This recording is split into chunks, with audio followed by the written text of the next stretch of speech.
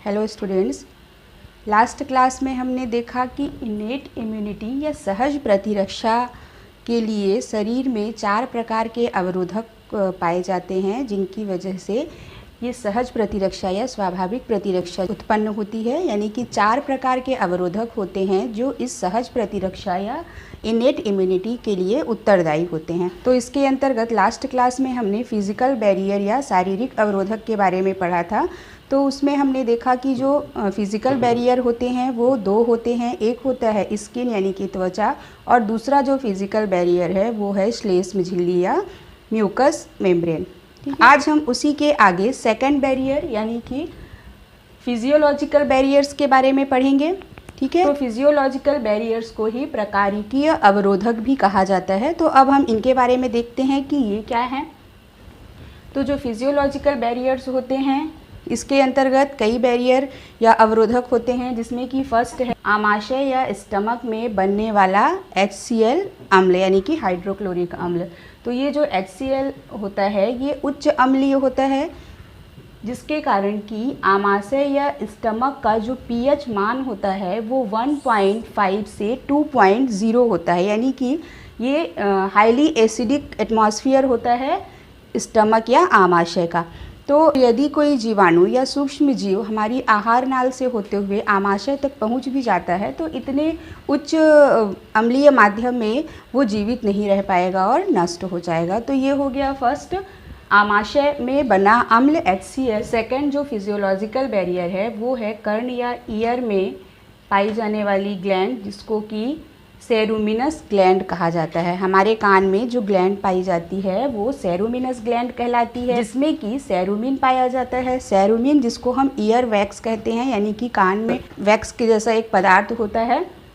ठीक है, तो ये जो पदार्थ होता है ईयर वैक्स या जो सेरुमिन जो कि सेरुमिनस ग्लैंड में बनता है, यह कर्ण को प्रोटेक्शन देता है। मतलब ये कान की सुरक्षा करता है, किसी भी पैथोजन को ये अंदर प्रविष्ट नहीं होने देता है, वहीं पे नष्ट कर देता है। तो ये भी जो है ये नेचुरल इम्यूनिटी दे रहा है हमारे बॉडी को। थर्ड है तेल ग्रंथियाँ, जिन्हें कि सीबेसियस ग्लैंड कहा जाता है। इनमें सीबम नामक पदार्थ का निर्माण होता है। ठीक है, और ये जो सीबम होता है ये स्किन का जो pH है, स्किन के pH को 3 से 4 के बीच में मेंटेन रखता है, जिसके कारण कि पैथोजन या माइक्रो ऑर्गेनिज्म जो हैं वो इस अम्लीय माध्यम में नष्ट हो जाते हैं। ठीक है,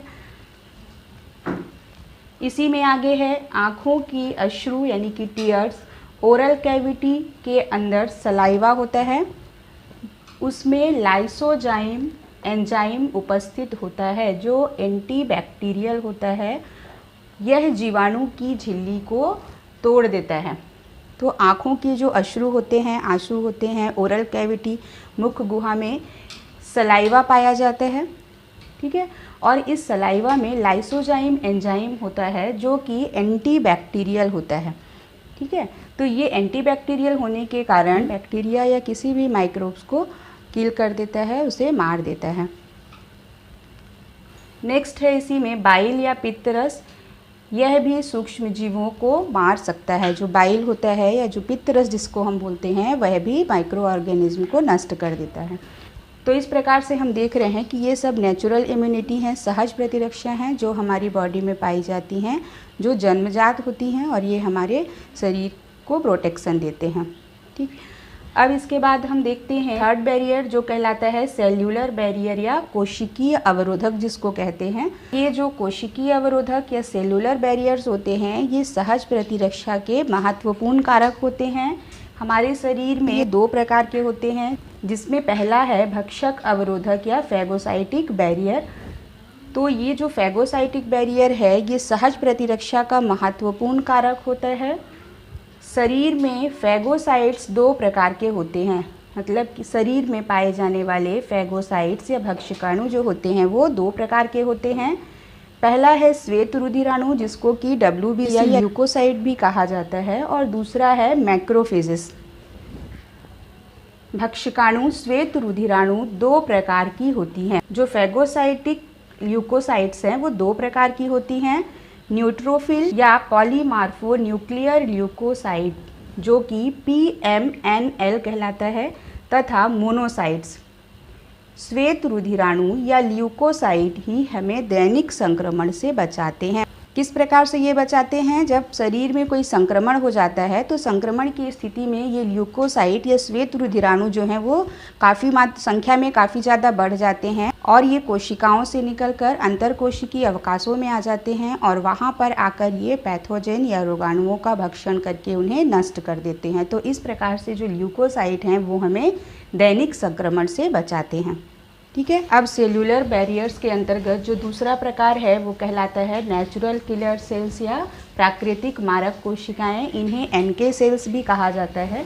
प्राकृतिक मारक कोशिकाओं के अंतर्गत बी और टी कोशिकाएं आती हैं, यानी कि जो एनके सेल्स हैं उसका एग्जाम्पल है बी एंड टी सेल्स। ये एक प्रकार की लिम्फोसाइट्स होती हैं। ये अस्थि मज्जा यानी कि बोन मैरो में, लसिका गांठों में यानी कि लिम्फ नोड्स में और प्लीहा अर्थात स्प्लीन में पाई जाती हैं। तो ये जो एनके सेल्स या नेचुरल किलर सेल्स होती हैं ये किस प्रकार से पैथोजन को नष्ट करती हैं ये हम देखते हैं। जो प्रोसेस है जिसके द्वारा ये पैथोजन को नष्ट करती हैं उसे कहते हैं साइटोलाइसिस प्रोसेस। इस प्रोसेस के अंतर्गत जो एनके सेल्स हैं वो परफोरिन्स रिलीज़ करती हैं जो जीवाणु या माइक्रोब्स की झिल्ली में छिद्र बना देती है, जिससे उसमें जल प्रवेश कर जाता है एवं स्वेलिंग होने से उसकी मृत्यु हो जाती है।